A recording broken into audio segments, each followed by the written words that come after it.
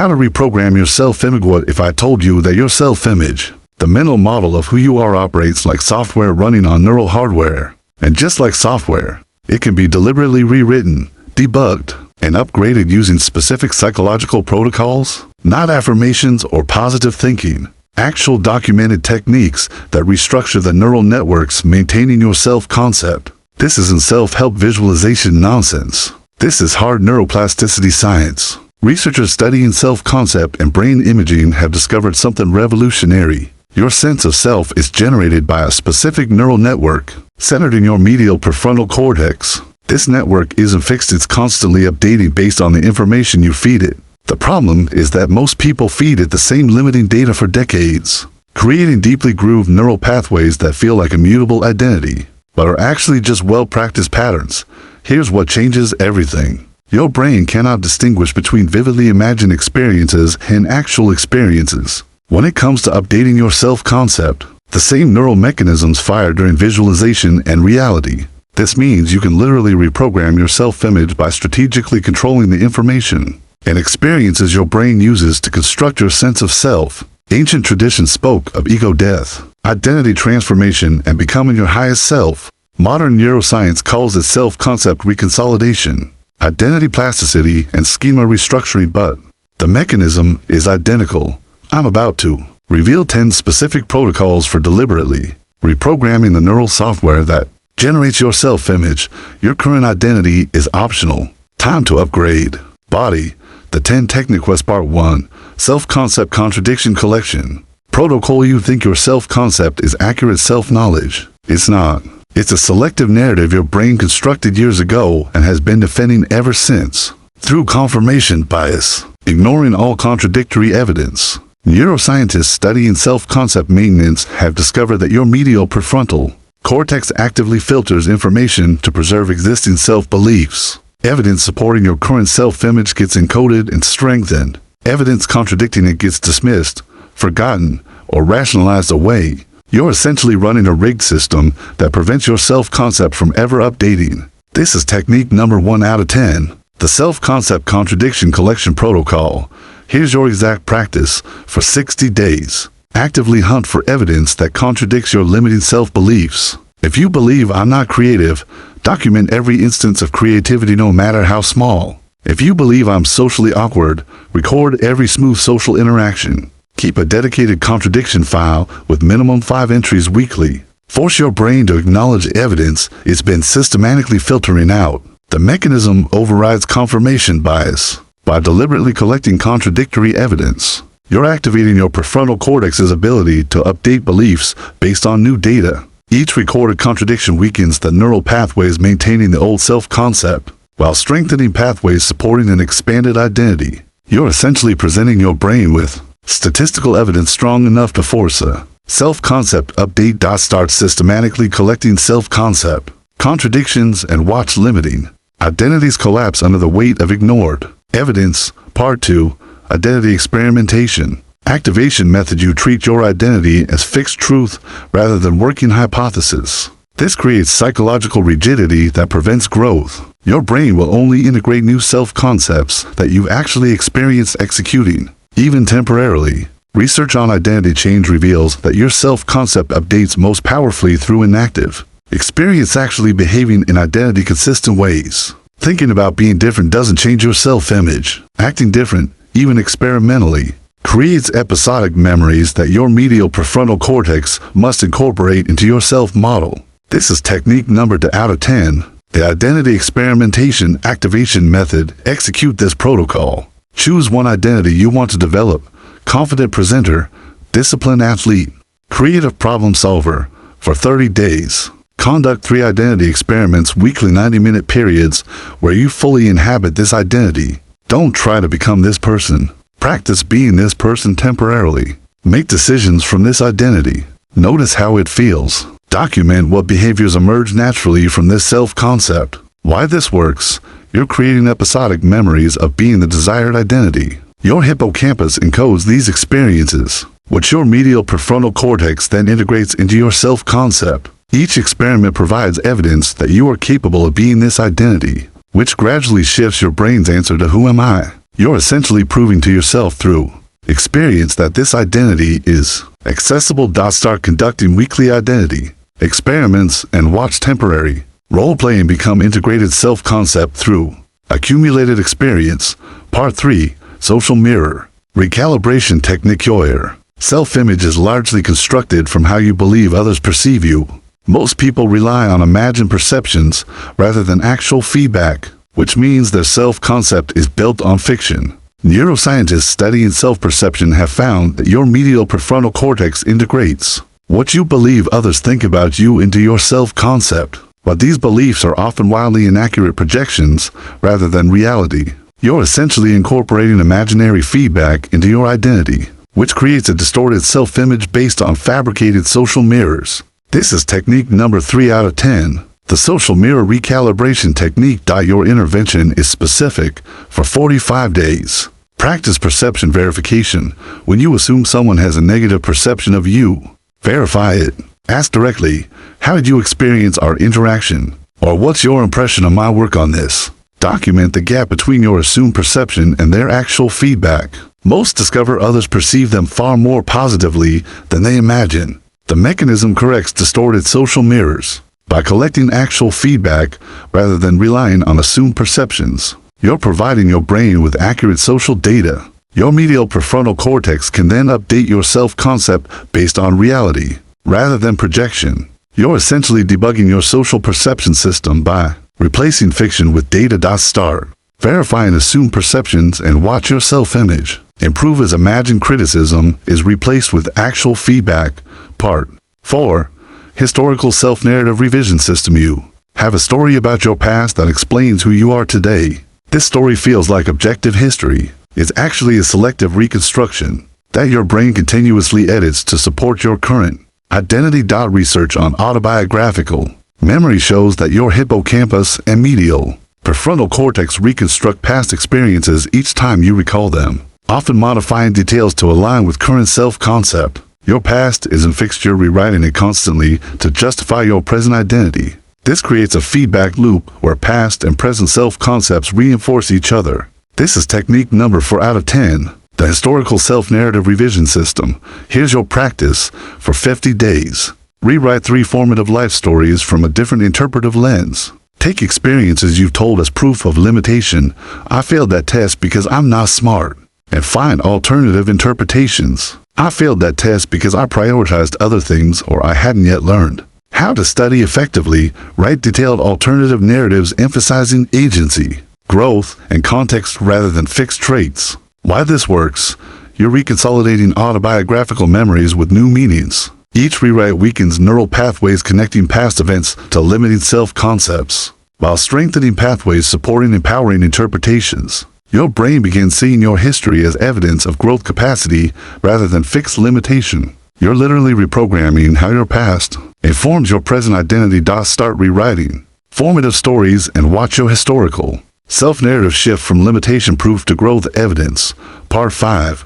Future self-projection integration protocol. Your brain plans and makes decisions based on who it thinks you'll be in the future. Most people have weak, vague future self-concepts, which makes their brain prioritize immediate gratification over long-term development.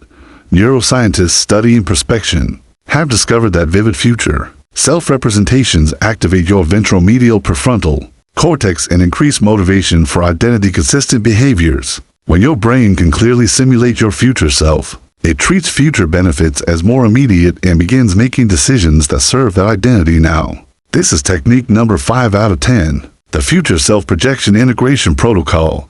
Execute this sequence for 90 days. Spend 10 minutes each morning in detailed future self-visualization. Don't imagine circumstances, imagine yourself. How you move, speak, think, and make decisions as your developed future self. Make this visceral, feel it in your body. Then ask, what would this version of me do today? Make at least one decision daily from your future identity.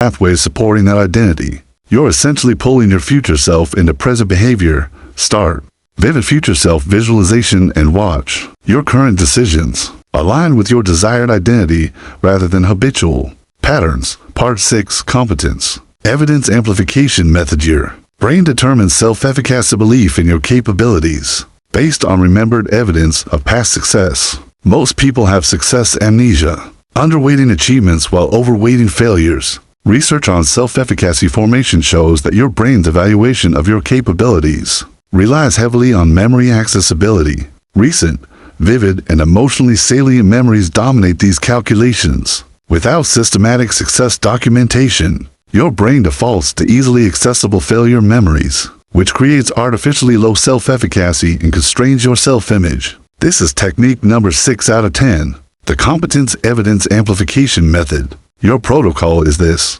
create a wins database, a detailed catalog of every achievement, success, and moment of competence across your entire life. Spend 5 hours over the weeks building an initial database of 200 plus entries. Then add 5 new entries weekly. Before any challenge, review 10 relevant wins for 3 minutes. You're priming your brain with success evidence exactly when self-efficacy predictions matter most. Why this works: you're correcting memory accessibility bias. By systematically documenting and reviewing successes, you're making competence evidence as accessible as failure memories. Your brain's self-efficacy calculations shift from pessimistic to realistic. As the statistical sample becomes complete, you're essentially providing accurate data for the algorithms determining your self-image. Start building your comprehensive wins database and watch self-efficacy increase as success evidence becomes accessible. Part 7.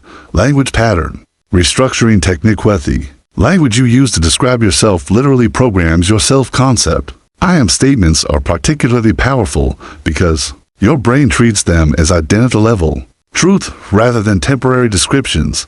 Neuroscientists studying self-referential language have found that your left inferior frontal gyrus involved in language production has strong connections to your medial prefrontal cortex, which maintains self-concept. The language patterns you habitually use create neural pathways that reinforce corresponding self-beliefs. Your words aren't just describing your identity, they're actively constructing it. This is technique number 7 out of 10, the language pattern restructuring technique. Here's your intervention for 75 days. Implement language hygiene around self-description. Ban limiting I am statements. I am bad at math.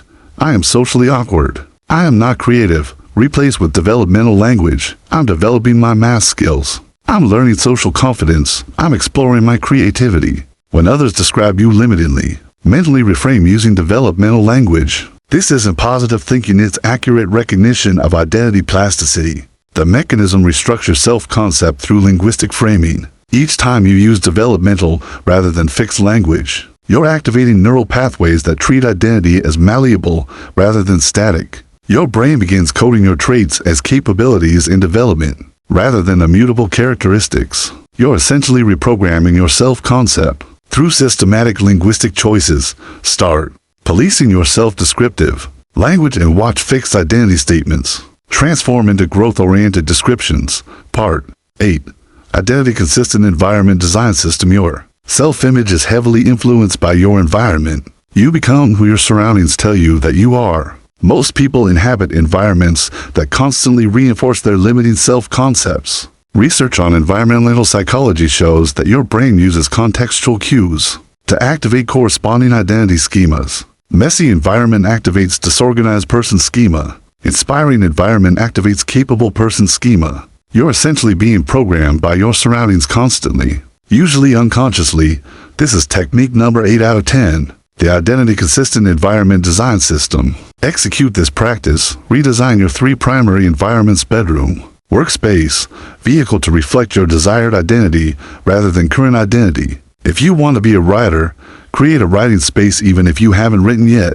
If you want to be athletic, organize your environment around movement. Spend 20 hours over 1 month physically restructuring environments to cue your desired identity. Why this works: you're using environmental cues to prime identity-consistent behavior. Each time you enter an identity-consistent environment, your brain receives signals about who you are that activate corresponding behavioral schemas. Your environment becomes a constant identity intervention rather than identity reinforcement. You're surrounding yourself with cues that remind your brain of your target identity rather than historical limitations. Start redesigning environments to match desired identity and watch your surroundings become constant self-concept programming.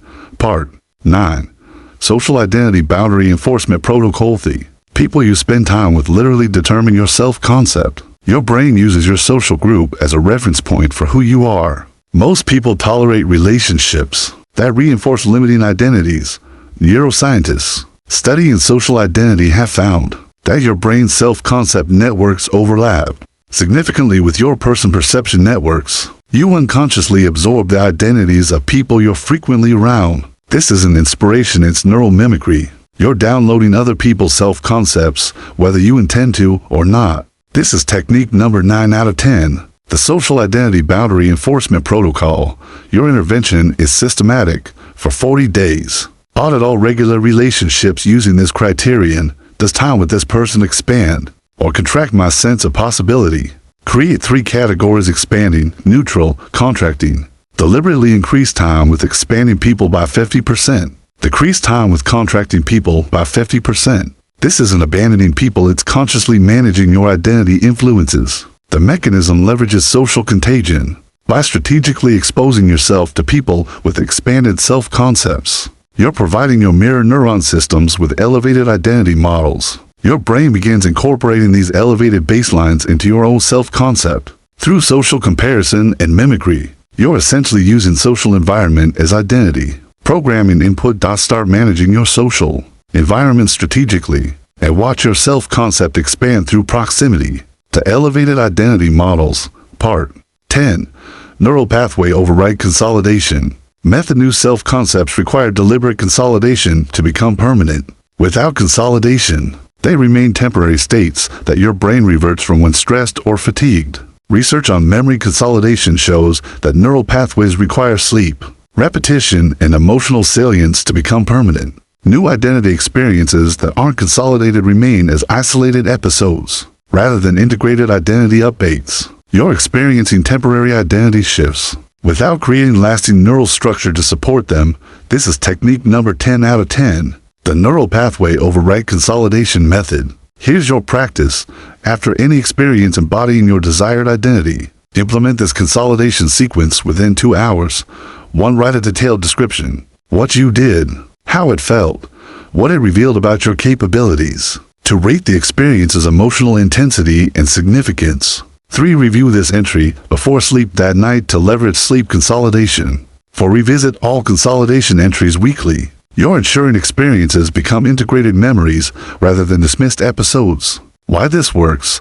You're systematically encoding identity-expanding experiences into long-term memory. By adding emotional emphasis, detailed description, and strategic timing around sleep, you're optimizing all known consolidation mechanisms. Your hippocampus transfers these experiences into cortical storage as integrated identity evidence. You're transforming temporary experiences into permanent self-concept updates. Start consolidating identity-expanding experiences systematically and watch temporary states become permanent identity shifts. Closing these 10 protocols are mindset exercises. They're neurologically grounded methods for deliberately reprogramming the neural networks that generate your self-image. Contradiction collection, identity experimentation, social mirror correction, narrative revision, future self-integration, competence documentation, language restructuring, environment design, social curation, experience consolidation. Together, they form a comprehensive system for treating your self-concept as reprogrammable software, rather than fixed hardware. Ancient wisdom traditions spoke of ego transcendence and identity transformation. Modern neuroscience has revealed the exact mechanisms. Your sense of self is maintained by malleable neural networks that update based on the information and experiences you provide. Science has proven what transformational teachers always knew. You are not your current self-image. Your identity is a construction, constantly being rebuilt. The question isn't whether it will change, it's whether you'll direct that change consciously, or let it happen randomly based on whatever inputs your brain happens to